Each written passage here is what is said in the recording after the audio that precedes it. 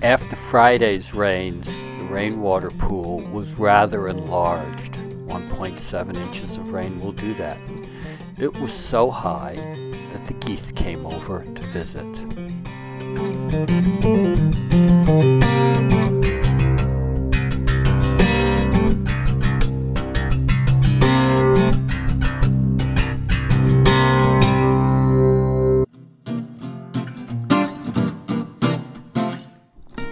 Sparrows are very hard to video.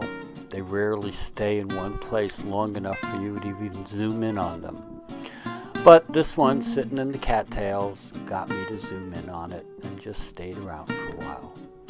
In the next scene, you can actually see it call while you hear the calls.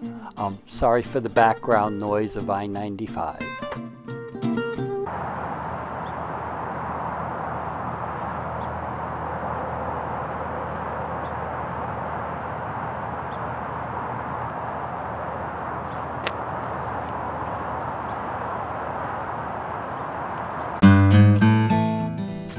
After it took off, it landed a few feet away.